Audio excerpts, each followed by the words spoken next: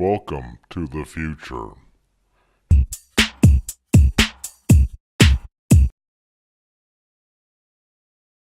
Welcome to the Muxall Open Internet of Things video blog. I am your host, Michael Crane. In this 10-minute video, I show you how to assemble our barbecue controller model RPTC-Q high voltage PCB version 1 and solder the components onto the PCB that we had manufactured by Seed Studio. It took about an hour or so to solder the components on, but I sped up the video by 500% to reduce it down to about 10 minutes and added some background music so I don't bore you to death. Okay, so let's get started.